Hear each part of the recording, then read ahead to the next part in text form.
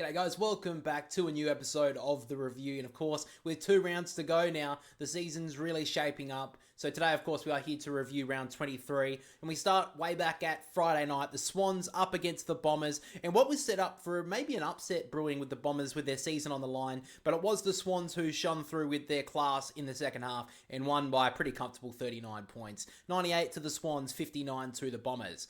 But in this game, Essendon started off really well. They were stronger over the footy in the first quarter and really did everything right other than put it on the scoreboard. Despite Essendon's dominance with the territory battle, Essendon only led by 11 points late in the quarter, and at the end of the first term, Essendon only led by 5 points. Now, the Bombers continued to dominate the territory battle in the second term, but couldn't put it on the scoreboard. Despite having 16 inside 50s in the second term, they only kicked 1 goal for, and Essendon's dominance in the first half really made Sydney look average, to say the least. But at halftime, the Bombers only extended their lead to 7 points. And I have to mention this statistic because it's absolutely insane considering the nature of the scoreline. At halftime, the inside 50 count was Essendon at 36 and Sydney at half that with 18. Yet the Bombers only led by just over a goal. Absolutely insane. But moving into the second half, the Swans started to really get their stars involved and made the Bombers rue their missed opportunities in that first half. The Swans lifted around the ball and put it on the scoreboard, which the Bombers could not. Sydney kicked 6 goals, 3 in the third term, to Essendon only kicking 1 goal, 5, and at three-quarter time, they led by 21 points. But I do have to mention the inside 50 count in that third quarter. Sydney had 20 inside 50s to Essendon only 8, so they really switched it around and got on top. And in the last quarter, the Swans continued to run away with the game. Despite Essendon kicking the first goal of the last quarter, in the end, the Swans continued to dominate. They kicked another 6 goals in the final term to run away by 39-point winners. So a great win from Sydney in the end. They really needed this one. After having a pretty disappointing last 2 months or so, they got a win last week against Collingwood, but they really needed to back that up. And even though it wasn't a full display of good football from the Sydney Swans, a good half of it really broke away. And if they can start to build on that going into finals with a couple of weeks to go, they can definitely build into the final series. And they've all but locked up top spot now. But moving to the statistics of this game, top scorer in the end was Nick Martin with the 121, Jai Caldwell with the 119, Andrew McGrath with the 110, Parrish with the 98, Shield with the 97, and then Roberts with the 95. And now, of course, we get to the votes, and as we're doing every single week of the AFL season, I'm sure you're tired of me saying it, but we will be doing votes for every single game of the season. Between the bye, the minor rounds, and the finals, we'll be doing a live countdown of all the votes just in a couple of weeks. Actually, we'll be making an announcement on the channel very shortly about when that live stream will be. But getting to the votes in this game was very contentious. Me and my brother had a bit of an argument through DMs, deciding what the 3-2-1 votes would be in the end, but we did decide with this. 3 votes to Jai Caldwell, 2 votes to Isaac Heaney, and the 1 vote to James Jordan. Now, James Jordan did a brilliant job on Zach Merritt. He's done a lot of tagging jobs this year, and he kept Zach Merritt relatively quiet for the majority of the game. Still had about 16 touches, but for Zach Merritt, he's usually a 30 disposal operator, so really good performance from James Jordan, really locked down the captain. For the first game on Saturday, guys, we had the Gold Coast Suns up against the Demons, and the Gold Coast played really poorly in the second half, basically put the queue on the rack for the season, I believe, and Melbourne ran away really comfortable winners by 54 points after demolishing them in the last quarter. Melbourne 117, Gold Coast 63. There was one injury concern from this game, which was Tom Sparrow. He hurt his ankle throughout the first half, and he was subbed out of the contest soon after.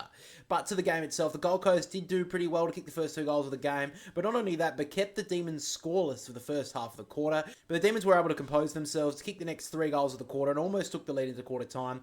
But a goal from Alex Davies on the stroke of the first break saw the scores all level. Now, it was pretty much goal for goal throughout the second term, with Melbourne trying to keep the ball in tight and through congestion, but as soon as the ball got outside, the Suns really got to work. But with Harry Petty's goal just before halftime, the Demons were able to secure a 6-point lead.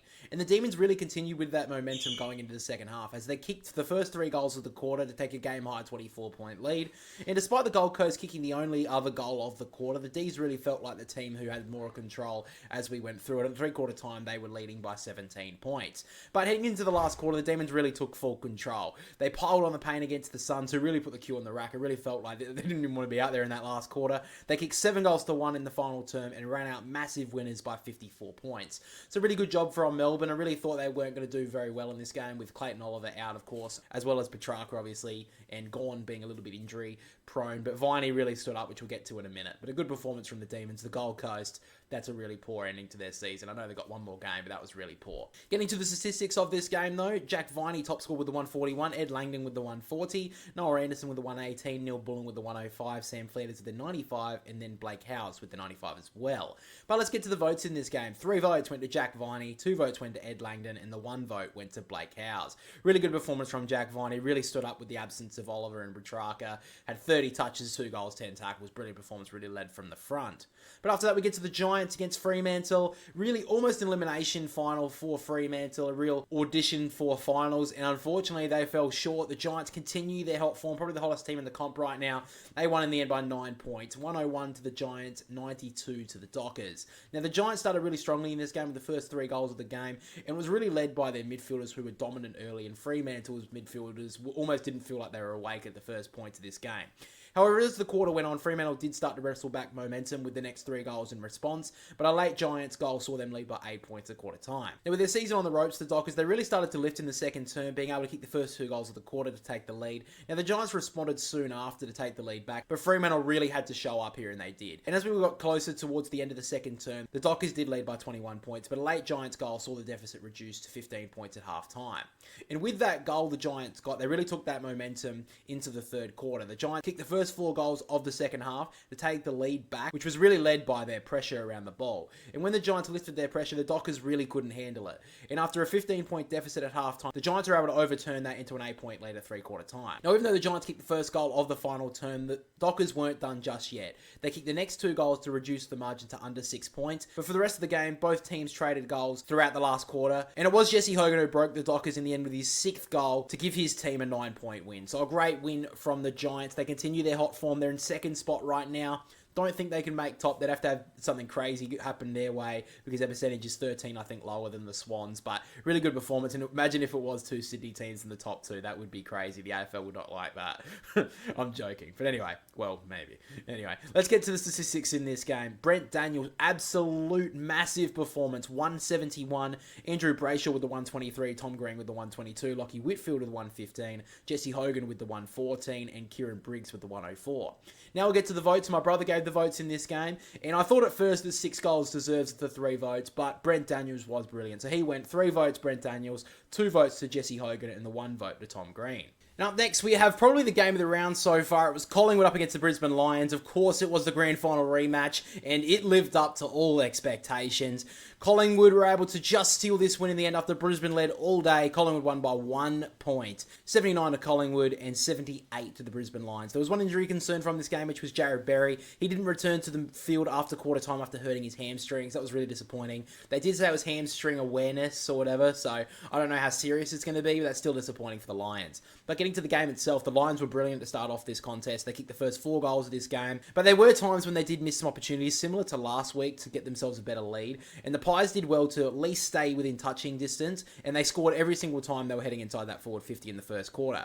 And with a late goal to Collingwood, they were able to reduce the margin to 24 points at quarter time. Now, Collingwood started well in the second term, and their main man was Nick Dacos. He kicked 2 of the only 3 goals of the second term to wrestle back the momentum. But in a dire second half to the second quarter, at half time, the Lions still led, but only by 5 points. Now, in the second half, the Lions started really nicely with 3 quick goals to give themselves a 22-point lead. But the Pies continued to improve as the quarter went on, and the Lions wasted opportunities to blow out the margin as they kicked 4 behinds in a row in the second half of the third quarter, and Collingwood were able to keep themselves just in touching distance going into 3/4 time, being down by 14 points.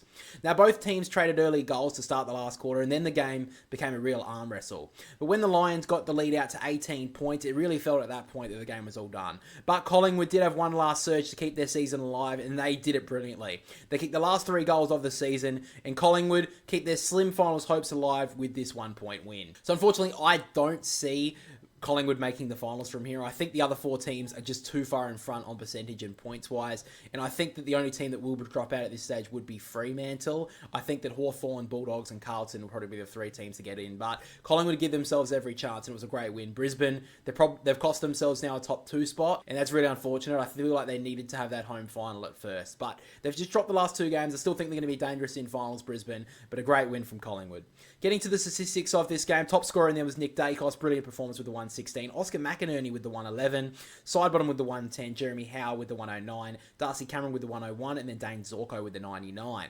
Now let's get to the votes in this game. 3 votes went to Nick Dacos, 2 votes went to Darcy Cameron, and the 1 vote went to Steele Sidebottom. And on Saturday night, the first game was the showdown, Port against the Crows, of course. And despite the Crows playing pretty well in the first half, Port Adelaide really flexed their muscles in the second half, broke away in the end by 22 points. Port Adelaide 80, Adelaide Crows 58. Now, there was one injury concern from this game, which was Lachie Jones. He came off with an Achilles issue in the second term and didn't return to the field and was subbed out. So it's a bit of a concern for Port Adelaide going into finals, which they have secured now a top 4 spot. But getting to the game itself, as you would expect with a showdown, it was a really fierce contest from the outset. Throughout the whole game, we saw a lot of spot fires around the ground and a few big hits, which we'll get to at the end of this little breakdown. But the Crows started well in this game as they brought a lot of pressure early. My brother watched this game and he was saying it was a very poorly umpired game, especially in the first quarter. But both teams did miss some opportunities at goal, and at quarter time, the Crows did lead by 2 points, but they were 2 goals 5 to Port Adelaide, who were 2 goals 3. Now, Port Adelaide did take the lead for the first time early in the second term, but both teams would trade goals throughout the majority of the quarter.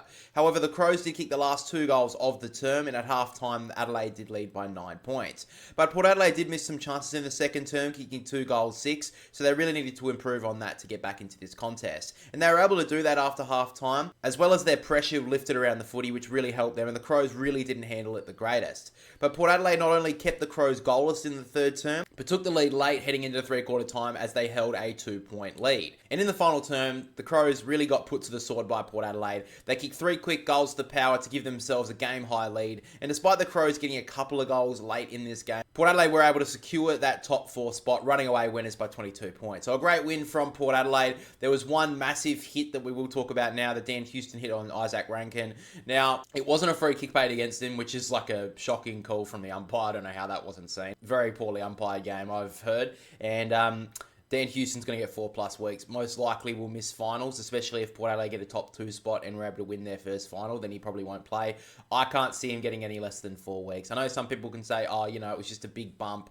But as soon as you elect to bump, it's really taking away all your innocence. And an injury like that to Isaac Rankin, it's not a good look for the game. He's going to get weeks for that, unfortunately. And yeah, I mean, to be honest, on the other side of it though, Josh Crichelli, I don't mind having the theatre and adding like, you know, a bit of trash talk before games. But like most people have said, you got to back it up. You had 10 touches, 1 goal, and you saluting to the crowd about teeth. Like, bro, you look pretty gutless, if I'm being honest, when you were ducking away from the footy. So I'd be focusing more on the football if I was you, and not so much on the talk about before the game and celebrating like that. Like, even if you do the talk before the game, don't celebrate like that. You look like a fucking idiot, especially when you get beaten and only have 10 touches in a game of footy. That was pretty poor from you. But moving to the statistics of this game, top scorer in the end was Zach Butters. Massive game from him with the 146. Jordan Dawson with the 132. Crouch with the 114. Ollie Wines with the 113. Connor Rosie with the 109. And Jason Horne-Francis with the 107.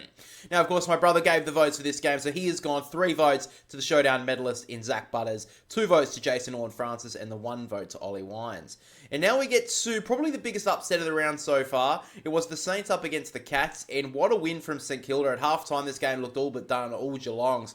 But a second half blitz from the Saints saw them win in the end by 18 points. St Kilda 107 to Geelong 89. There was one injury concern from this game, which was Brad Hill. He did come off in the final term, subbed out with a back injury, so that's really concerning for the Saints. Hopefully he's all good going into the preseason. I'd be surprised if he plays in the last game next week. Getting to the game itself, as we said, the Cats started off brilliantly in this game, and as you would see with both teams where they were placed on the ladder, it was really no surprise. Not only did the Cats keep the Saints goalless in the first term, but kicked 3 goals of their own and led by 17 points at quarter time. Now, the Cats continued to pile on the pain in the second quarter, kicking 2 quick goals to extend their lead over 30 points.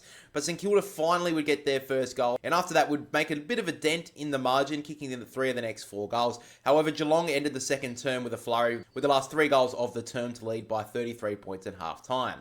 And at this point in the game, it really felt like it was going to be a pretty comfortable 8 to 10 goal win for Geelong. But St Kilda came out with an absolutely insane mentality after half-time. The Saints kicked 4 goals in a hurry to start the third term to reduce the margin to under 10 points. And in the second half of the quarter, they would actually take the lead for the first time.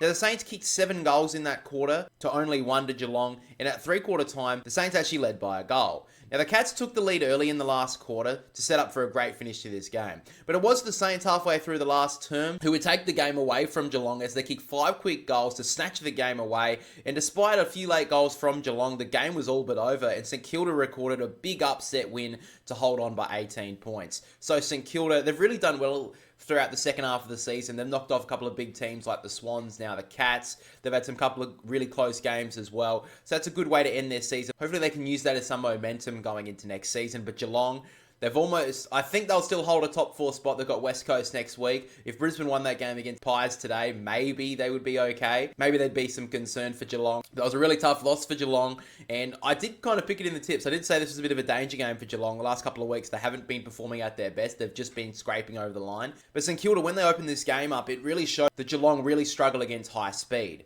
But getting to the statistics of this game, top scorer in the end was Jack Steele with the 148. He played brilliantly. Cal Wilkie with the 135. Rowan Marshall with the 131. Jack Bowes with the 107. Sinclair with the 102. And then Darcy Wilson with the 100. But now we get to the votes in this game. And this is pretty tough because these two players who get 3 and 2 votes were fighting for the 3 votes. And probably on Brownlow night, I don't think this will go this way, but in my opinion, the 3 votes went to Cal Wilkie. I thought he was best on the ground. 2 votes went to Jack Steele, and the 1 vote went to Rowan Marshall. I just felt Cal Wilkie, especially in that first half, even though he made a little bit of a mistake when Ollie Dempsey was able to bounce that goal through, Cal Wilkie was brilliant. He was the wall back there, especially in the second half when the Cats did try to threaten to get back into the contest. He was absolutely amazing.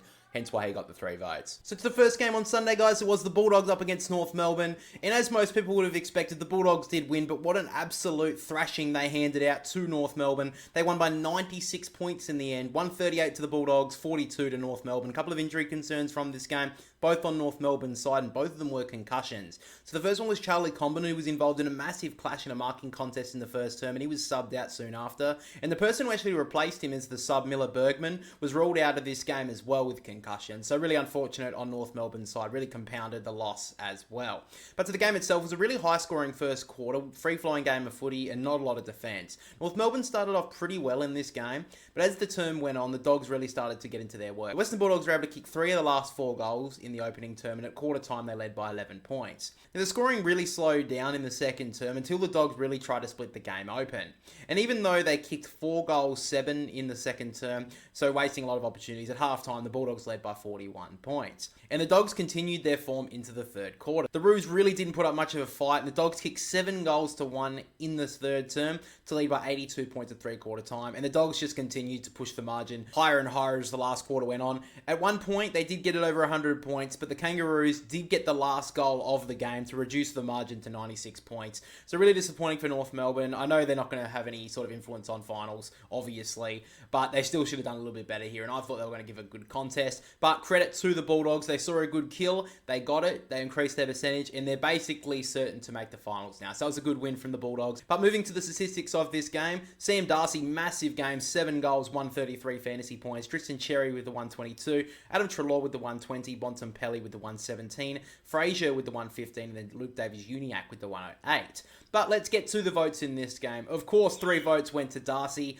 2 votes went to Bontempelli, and the 1 vote I've given to Fraser. Now, you look at the scoreline and you probably think, why has the defender got a vote here? They've absolutely smashed them. But I just thought with him, every single time the ball went towards the defensive half, he really stood up strong. I thought he was their best defender today. And having 7 score involvements off of halfback is a really good performance, along with 29 touches and 13 marks. Thought he was really brilliant in the end and deserved the 1 vote. Next up, we get to Hawthorn versus the Tigers at the MCG. And not really too many surprises here, but it was an absolute blitz from the Hawks early, which really broke the game in the end. Hawthorn won massively by 63 points, 131 to the Hawks, 68 to the Tigers. Now let's get quickly to a couple of injury concerns, because the first one is absolutely massive for Hawthorn's finals aspirations. It was Will Day, who had an early concern with some friendly fire colliding with Newcomb on the ground at a stoppage. Thought it may have been a shoulder injury, but it looks like it's a lot worse. It actually seems to be a broken collarbone. He was subbed out of the game pretty obviously and went to hospital for further assessment. It looks like it could be a 4 to 6 week injury, which means he'll likely miss a lot of the finals depending how far Hawthorn goes. That's really unfortunate for the Hawks. And there was Jack Scrimshaw who came off in the last quarter with a finger concern. He was ruled out soon after, but it did look more precautionary than anything, but massive concern there on Will Day. Getting to the game itself, it may be a bit of a surprise, like I mentioned earlier, that Hawthorn blitzed them, but the Tigers actually got the first goal of this game, but from that point, Hawthorn were really on a mission. The Hawks kicked 9 goals in the first quarter in an absolute mauling, and at quarter time, the Hawks led by a whopping 50 points. Now, in the second term, both teams traded goals early before the Hawks would blow the margin out to 64 points midway through the quarter. But to the credit of the Tigers, they were able to wrestle back some sort of control late in the quarter, finishing with the last 4 goals of the second term to reduce the margin to 37 points at half time. Now, the game became quite sluggish on the scoreboard in the third term, with teams trading goals for the majority of it, but the Hawks did finish with the last 2 goals of the quarter and would lead them to 47 points at 3-quarter time. And in the last quarter, it was pretty even on the scoreboard at least. In the end, it was all about the Hawks as they ended up with massive winners by 63 points and have almost locked up that final spot. Now, I'm currently looking at the Carlton game. It is currently half time and they're getting a good percentage boost at the moment. They will need that. Hawthorn will be watching that intently because the percentage will probably be the difference if Hawthorn or Carlton lose next week and Fremantle get up. Moving to the statistics of the game though, John Newcomb top score with the 121, Dylan Moore with the 119, Toby Curvis with the 111, Carl Amon with the 106, Jack Gunston with the 102, and then James Warple with the 100. Now we'll get to the votes in this game. 3 votes went to John Newcomb, 2 votes went to Jack Gunston, and the 1 vote went to Dylan Moore. And guys, to the final game of round 23, and it was the Blues, a real gutsy performance from them against the West Coast Eagles. It may have only been West Coast, but a couple of weeks ago, this would have meant nothing this game. This meant everything for Carlton, and they truly showed up. Great performance from the Blues. 99 to them, 34 to West Coast Eagles, so a 65-point win. Now, it was a pretty tough start to this game, but the Eagles felt like they had a lot more of the ascendancy early in the contest. The West Coast Eagles kicked the first 2 goals of the game, and the Blues were butchering the footy going inside 50, continually to just bomb high and long, and with no Kerno or Mackay, it was just never going to work. But the Blues did do enough to kick 2 late goals in the quarter and lead by 2 points at quarter time. Now, Carlton used that momentum going into the second term, and Carlton really lifted their pressure and took over on the territory battle. To be honest, they should have done a lot better on the scoreboard throughout the second term, finishing with 4 goals, 5, but they did keep the Eagles scoreless and led by 31 points at half time. But the Eagles seemed for a moment that they were going to make some sort of comeback with the first goal of the second half, but that was quickly snuffed out as the Blues really stood up to that challenge with the next 5 goals of the game, and at 3-quarter time, Carlton led comfortably by 55 points. And in the last quarter, Carlton just continued as they kept the Eagles to only 2 goals after quarter time, and even though they only kicked 3 goals in the final term, it was a truly gutsy performance from Carlton as they extended their margin to 65 points and won. And after this result as well, it has pretty much knocked out Collingwood, unless some sort of miracle comes their way. They'd have to gain 11%, I believe, Collingwood, and that's just not going to happen, let's be honest. So a great win from Carlton. They knock out an old foe. They need to win next week, but at this stage, it looks like their fate is in their own hands. So right now, it's only Fremantle who can make the 8. Really disappointing from them, but Carlton, great performance, and West Coast, don't think they threw it. I don't think they threw the game, but great job from the Blues. Looking at the statistics of this game, though, George Hewitt top score with the 136, Nick Newman with the 119, Elliot Yeo with the 108, Ollie Hollands with the 105, Liam Duggan with the 102, and Patrick Cripps with the 100. But let's get to the votes in this game. 3 votes went to Patrick Cripps, 2 votes went to George Hewitt, and the 1 vote went to Brodie Kemp. Had to play a different role this week. Brodie Kemp, he played up forward, he kicked 4 goals, but not only that, he was really their only tall target up the ground, and he did really well. If he couldn't take the mark, he brought the ball to ground. So a great performance from Brodie Kemp. He deserved the 1 vote.